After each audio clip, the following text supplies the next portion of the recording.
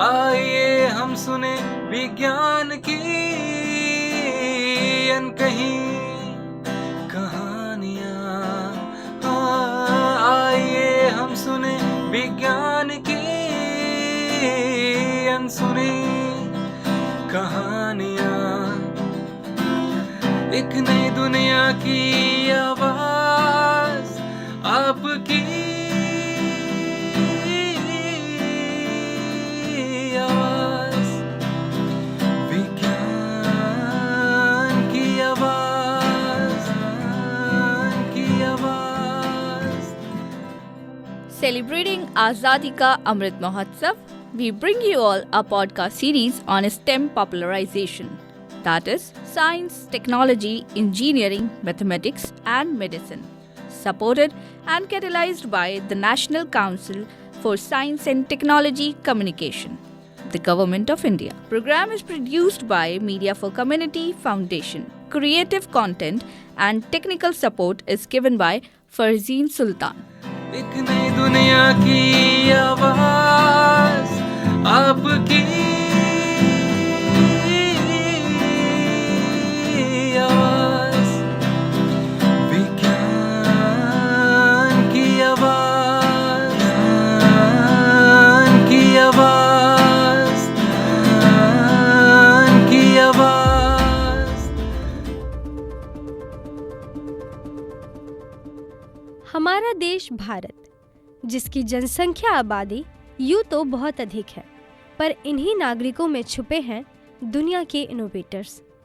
पर क्या आपने कभी सोचा है कि इतने काबिल दिमागों को दुनिया के स्तर पर कैसे लाया जा सकता है? आज हम बात करेंगे एक ऐसी संस्था की जो साधारण से दिखने वाले लोगों के असाधारण दिमागों में छिपे नवाचारों को ढूंढकर भारत को आत्मनिर्भर बनाने का सपना देखती है। जी हाँ, हम बात कर रहे हैं नेशनल इनोवेशन फाउंडेशन की। क्या आपने कभी सोचा है कि एक साइकिल के टायर से बिजली पंप, प्लास्टिक के बोतल से पानी का फिल्टर या फिर गाय के गोबर से जैविक गैस बनाने का तरीका किसी साधारण किसान, गृहिणी या मजदूर के दिमाग में पनप सकता है? NIF का यही काम है, ऐसे अनदेखे इनोवेटर्स को खोज निकालना, उनके आविष्कारों को पहचान देना और उन्हें समाज तक पहुंचाने में उनकी मदद करना। NIF नेशनल इनोवेशन फाउंडेशन, इसकी स्थापना मार्च 2000 में हुई थी। स्थापना के बाद से अब तक हजारों ऐसे इनोवेटर्स को उनके नवाचारों के लिए राष्ट्र स्तर पर सम्मानित किया गया है। उनके आविष्कारों ने लाखों लोगों की जिंदगी को आसान बनाया है, ग्रामीण अर्थव्यवस्था को मजबूत किया है और पर्यावरण की रक्षा का रास्ता भी दिखाया है। आज के शो में हमारे साथ जुड़ रहे हैं NIF के डायरेक्टर डॉक्टर अरविंद सी रानडे, जो हमें बताएंगे नेशनल इनोवेशन फाउंडेशन के बारे में विस्तार से।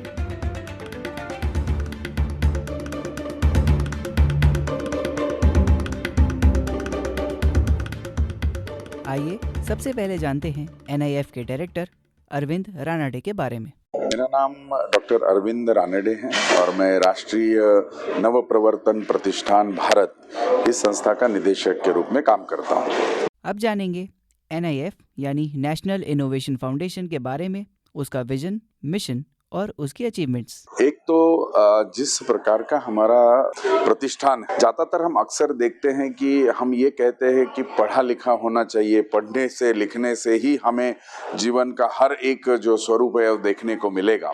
लेकिन हमें ये भी देखना होगा कि हमारे भारत इतना विशाल है और भारत की बहुत सारी चुनौतियां भी हैं, और उन चुनौतियों का सामना करते समय ऐसे भी लोग जिनको किसी भी प्रकार की शिक्षा उपलब्ध नहीं है, जिसको हम अशिक्षित भी कह सकते हैं, या अपने स्तर पर किसी न किसी प्रकार से लोकल जो समस्या है उसका समाधान करने के लिए वो कुछ न कुछ अपने स्तर पर कुछ उपक्रम करते हैं, कुछ उपकरण बनाते हैं, कुछ मशीन्स बनाते हैं, कुछ ऐसा काम करते हैं ताकि जिसकी वजह से लगने वाली मेहनत कम हो सकती है, लगने वाली जो आयत है या जिसका पैसा लगता है वो कम होता है। ऐसी कई सारी चुनौतियों से जूझने वाला व्यक्ति किसी न किसी प्रकार से इनोवेशंस के साथ, नव प्रवर्तन के साथ लगा हुआ है। और ऐसे नव प्रवर्तन को या ऐसे नव प्रवर्तकों को हमारा फाउंडेशन जो है, प्रतिष्ठान है, वो ढूंढने की कोशिश करता है। ढूंढने के बाद उन्होंने जो कुछ भी काम किया है, जो कुछ भी नव प्रवर्तन हमें दिखाई देता है, उसमें कितनी सत्यता है, क्या वो किसी का कॉपी पेस्टिंग तो नहीं है,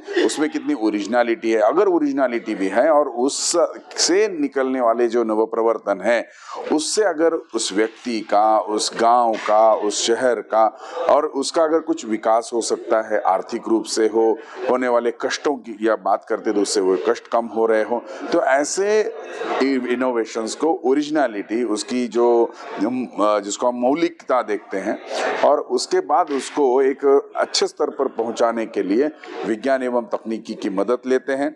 और उन प्रकार के इनोवेशंस को लेकर हम अपने यहाँ पे, हमारी इंजीनियरिंग क्षेत्र में काम करने के लिए हमारे पास फैब लैब है, जिसमें लगभग 50 से 60 अलग अलग प्रकार की मशीनरीज हैं, जिसमें आप जिस प्रकार की भी इंजीनियरिंग की मशीनरी सोचते हैं वो सभी मशीनरीज हमारे पास है। तो ऐसे नव प्रवर्तक अपने गांव से जो कुछ काम करते हैं उसमें कुछ वृद्धि करने के लिए, जिसमें कुछ इन्हांसमेंट करने के लिए वो काम के लिए हमारे यहाँ आते हैं, उसमें वृद्धि की जाती है। हमारे पास जितनी भी तकनीकी लोग हैं उनको मदद करते हैं, उसमें इंजीनियरिंग स्किल के लोग हैं, वो मदद करके एक स्तर पर उनके नव प्रवर्तन को लाया जाता है।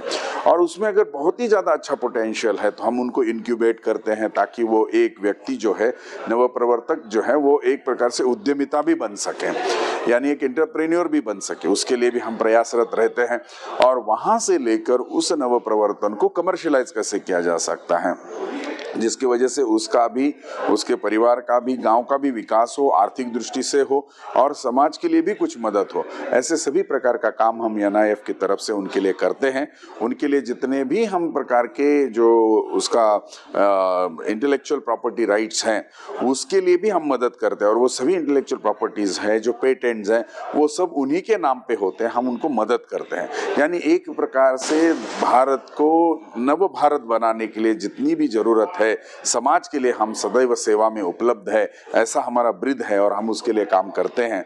और ऐसे इनोवेशंस को लेके कमर्शियलाइजेशन तक की जो प्रक्रिया है वो करने के लिए हम इन हाउस काम करते हैं। और उसके में अर्थात बहुत बड़ी जो शिक्षा के क्षेत्र हैं, IITs हैं, NITs हैं, उनके साथ भी हम काम करते हुए उन प्रवर्तनों को आगे ले जाने की भूमिका में रहते हैं। और ऐसे नव प्रवर्तकों को हम रिकॉग्नाइज भी करने का काम हमारा राष्ट्रीय नव प्रवर्तन प्रतिष्ठान करते आ रहा है सालों से। और आज बड़ा गर्व महसूस होता है कि लगभग 450 से ज़्यादा पेटेंट्स हमारी संस्था ने हासिल कर चुका है।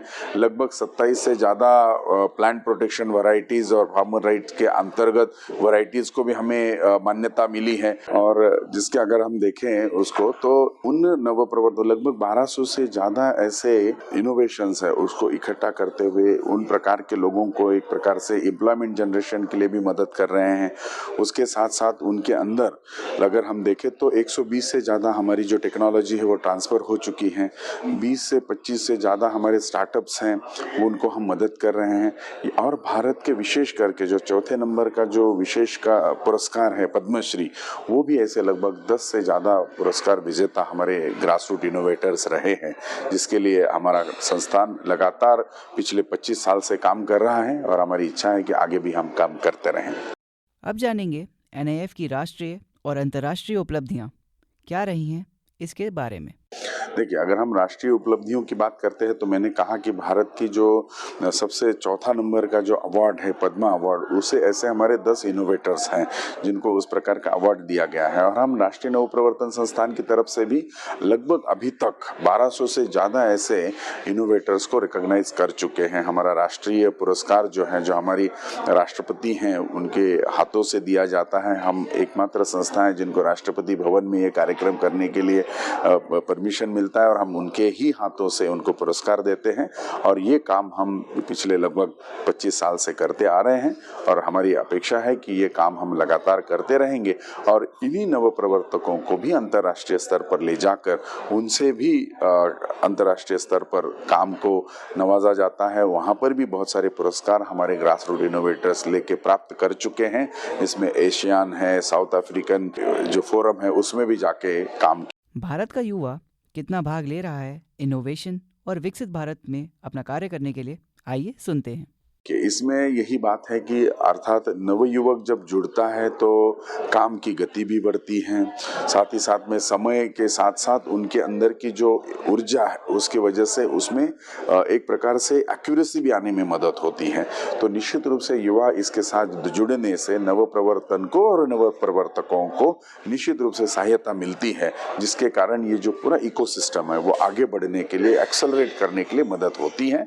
और हमारी अपेक्षा भी है कि ये नवयुवक इसके साथ जुड़े और काम करें। अरविंद रानाडे एज डायरेक्टर इसका आगे का क्या भविष्य देखते हैं, आइए वो सुनते हैं। स्वाभाविक तरीके से ऐसे संस्थान को मुझे तो लगता है कि भारत इतना विशाल है और हमारे पास हर प्रकार की चुनौतियां, एक तरफ हिमालय दूसरी तरफ समंदर है, यानी इसके बीच में आने वाले हर एक सिस्टम के अंदर हमारे पास इनोवेशन देखने को मिलता है।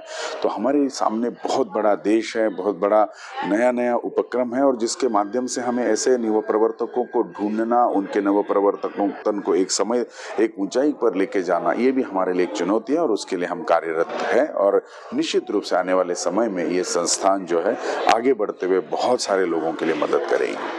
भविष्य की योजनाएं और पुरानी कमियों से क्या सीखा है एनआईएफ ने, आइए अब वो सुनते हैं। निश्चित रूप से जैसे देखेंगे तो नेशनल इनोवेशन फाउंडेशन की स्थापना से लेके अब हम लगभग 2011 से ऑफिशियली अगर हम शुरू हुए हैं तो लगभग हमारा 13-14 साल का जो सफर है, इसमें निश्चित रूप से हमारे सामने चुनौतियां बहुत हैं। कम हमारी संख्या कम है, लोग कम हैं, तो उसका विस्तार कैसे किया जा सकता है, भारत के हर राज्य के क्षेत्र तक हम कैसे पहुंच सकते हैं, वो हमें देखना है और उसके लिए हम प्रयासरत हैं। भारत आज़ादी का अमृत महोत्सव मना रहा है और इस विकसित यात्रा में बदलता डिजिटल भारत हमारे साइंस की फील्ड में कितना तरक्की कर रहा है, इस पर क्या संदेश देते हैं एनआईएफ के डायरेक्टर, आइए वो सुनते हैं। देखिए, अगर हम देखें तो भारत एकमात्र ऐसा देश है, आपने शायद एक शब्द को भी सुना होगा, डेमोग्राफिक डिविडेंड, यानी पूरे विश्व में आज सबसे ज्यादा नवयुवक हमारे देश में हैं। और ऐसे नवयुवकों को समय होते हुए अगर हम चालना दे, उनको अगर हम प्रेरणा दे, ऐसे कुछ उदाहरण उनके सामने पेश करें जिसके कारण उनके मन मस्तिष्क में आगे बढ़ने की एक चेतना निर्माण हो, और वहाँ ये काम हमें करना जरूरी है और वो हम करेंगे तो निश्चित रूप से यह नवयुवक बहुत दिल से, लगन से काम करते हुए इस पूरे सिस्टम को आगे बढ़ाने के लिए मदद करेगा। यही अपेक्षा है और इसीलिए प्रयास है। आज के कार्यक्रम में बस इतना ही। हमें उम्मीद है कि आपको हमारा ये कार्यक्रम बहुत पसंद आया होगा। अब हमें दीजिए अनुमति। नमस्कार।